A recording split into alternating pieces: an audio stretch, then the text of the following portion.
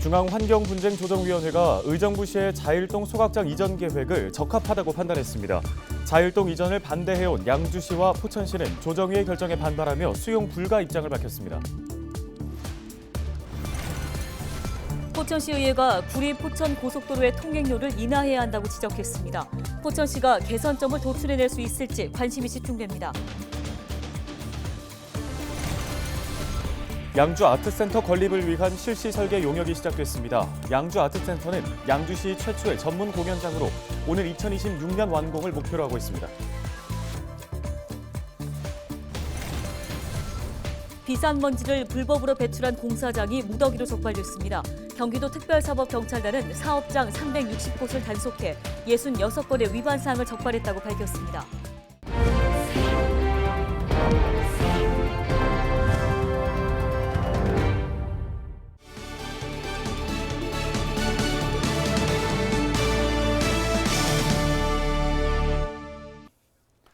시청자 여러분 안녕하십니까? 헬로티비 뉴스입니다. 첫 소식입니다. 자일동 소각장 이전을 두고 의정부시와 양주시 그리고 포천시가 환경분쟁 조정을 진행했는데요. 이 환경분쟁 조정이 최종 결렬됐습니다. 중앙환경분쟁조정위원회가 의정부시의 주장을 받아들인 건데요. 포천시와 양주시는 이의를 제기하며 수용 불가 입장을 피력했습니다. 이재필 기자가 전해드립니다. 중앙환경분쟁조정위원회는 지난달 말 의정부 쓰레기 소각장의 자일동 이전은 적합하다는 내용의 분쟁 조정 결정문을 의정부시와 양주시, 포천시로 보냈습니다. 낡은 의정부 쓰레기 소각장의 증설이 시급하고 전략 환경 영향 평가서 등 환경 기준도 만족한다고 조정위는 판단한 것으로 전해졌습니다. 포천시는 조정위의 결정에 즉각 이의를 신청했습니다. 인접한 광릉습의 생태 환경 파괴를 우려하며 자일동 소각장 이전을 반대했던 포천시 관계자는 조정위의 결정은 당연히 받아들일 수 없고 이의 신청으로 조정은 결렬된 것이라며 의정부시의 소각장 건립 진행 상황에 맞춰 추가 대응을 준비하겠다고 말했습니다. 양주시 역시 조정위의 결정에 이의를 신청했습니다. 양주시 관계자는 주민들의 피해가 우려되는 만큼 자일동 소각장은 절대로 수용할 수 없다며 만약 의정부시가 자일동 소각장을 고집한다면 법적 대응 등 취할 수 있는 모든 조치를 동원하겠다고 강조했습니다. 한편 의정부시는 민선 8기 출범과 동시에 소각장 이전 계획을 백지 상태에서 재검토 중입니다. 하지만 자일동 부지도 소각장 후보군 중 하나인 만큼 환경 분쟁 조정에 대응해 왔습니다. 소각장을 둘러싼 새 지자체 간 환경 분쟁 조정이 최종 결렬되면서 의정부시가 향후 어떤 결정을 내리느냐에 따라 지자체 간 갈등이 다시 재점화될 전망입니다. 헬로티비 뉴스 이재필입니다. 양주 아트센터 건립 사업이 본격적으로 시작됩니다. 양주시는 지난 13일 시청 대회의실에서 양주 아트센터 건립 건축 실시 설계 용역 착수 보고회를 열었는데요. 강수현 양주시장 등 관계자들은 과업 추진 계획과 주요 검토 사항을 공유하고 사업에 대한 의견을 나눴습니다. 양주 아트센터는 양주시 최초의 전문 공연장인데요. 지하 1층, 지상 4층 규모로 오는 2024년 착공에 2026년 완공을 목표로 하고 있습니다. 비산먼지를 불법으로 배출한 공사장이 경기도의 단속에 무더기로 적발됐습니다. 경기도 특별사법경찰단은 지난달 14일부터 열흘간 미세먼지 다량 배출 공사장과 미신고 대기 배출 시설 의심 사업장 360곳을 단속해 66건의 위반 사항을 적발했다고 밝혔습니다. 위반 내용은 비산먼지 발생 억제 시설 미설치 43건, 비산먼지 발생 미신고 5건, 대기 배출 시설 미신고 11건, 오염물질 자가 측정 미이행 2건 등입니다. 경기도는 매년 11월을 기점으로 미세먼지 농도가 상승하고 있다며 지속적인 단속을 실시한다는 방침입니다.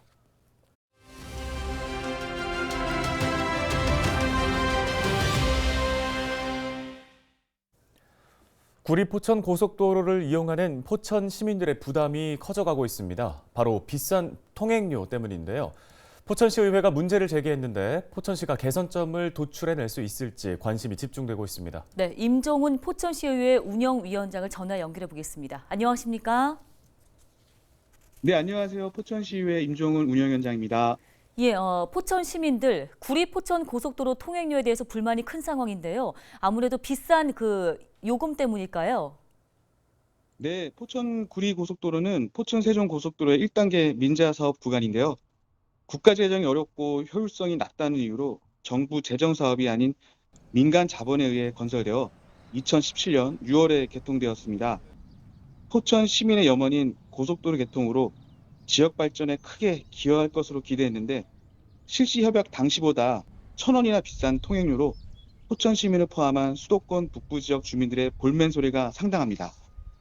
이러한 시민들의 불만을 의식한 듯 지난 2019년 포천 구리 고속도로 개통 이후 한 차례 통행료를 3,800원에서 3,600원으로 200원 인하했을 뿐 더 이상의 통행료 인하는 이루어지지 않고 있는 상황입니다. 네, 단 한 차례 200원 이하에 그쳤다는 말씀을 해주셨는데 다른 민자 도로 통행료랑 비교했을 때는 어느 정도 수준인 겁니까? 포천 구리 고속도로는 같은 민자 사업인 수도권 제1순환 고속도로인 일산 IC, 의정부 IC까지 26.3km 구간 킬로미터당 68.4원인데 반해 포천 구리 민자 고속도로는 동의정부 IC에서 포천 IC까지 21.68km 구간 킬로미터당 106.1원으로 같은 민자 사업으로 추진된 도로의 통행료보다 높은 수준입니다.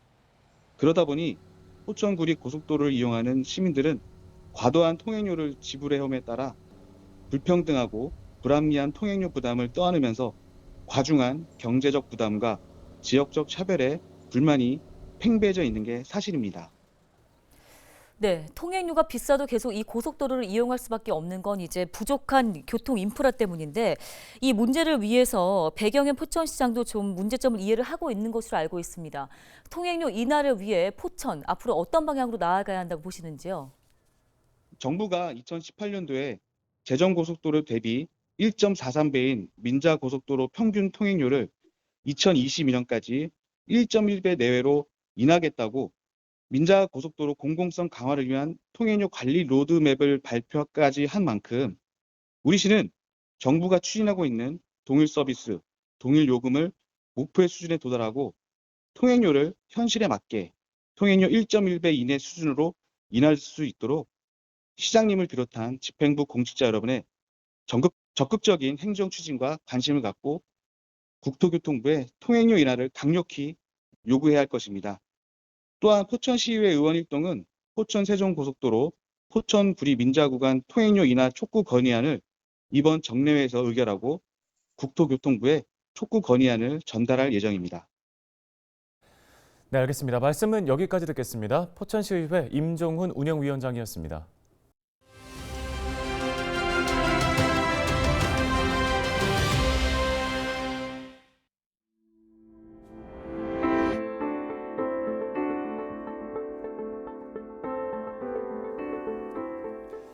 과이불개, 잘못을 하고도 고치질 않는다. 교수들이 올 한 해 우리 사회를 표현한 사자성어로 이 과이불개를 꼽았습니다. 교수신문이 전국 대학 교수 900여 명을 대상으로 설문조사를 진행했는데 이 과이불개가 절반가량의 득표를 받으면서 1위를 차지했는데요.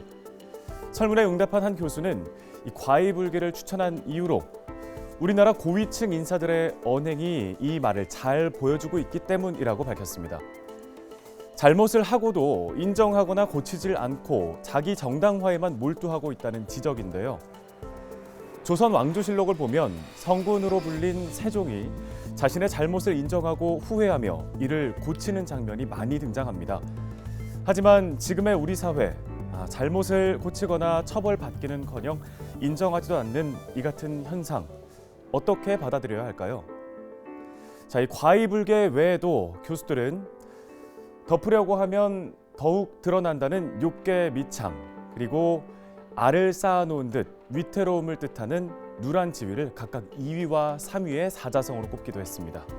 데일리 브리핑이었습니다.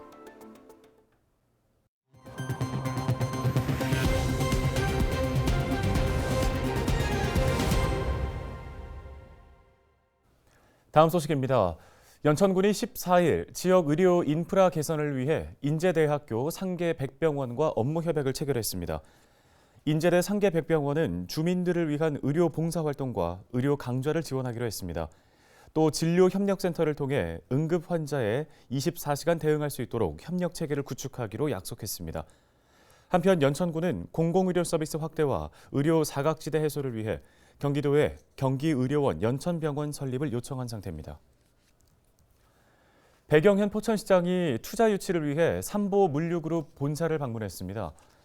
백 시장은 이진현 삼보물류그룹 회장을 만나 관내 기업 투자에 대해 논의한 것으로 전해졌는데요. 배경현 시장은 기업하기 좋은 환경 조성을 위해 포천 철원 고속도로 연장 등 기반시설 형성에 최선을 다하고 있다며 관내 물류산업단지 등 투자를 적극적으로 검토해 주길 바란다고 말했습니다. 한편 삼보물류그룹은 28개의 계열사를 보유하고 있으며 2021년 기준 매출액은 5,140억 원입니다. 의정부시 소각장은 다이옥신으로부터 안전한 것으로 조사를 했습니다. 의정부시가 전문 연구기관에 의뢰해 장곡로에 위치해 있는 자원회수시설의 다이옥신을 측정한 결과 배출 농도가 0으로 나왔다고 밝혔습니다.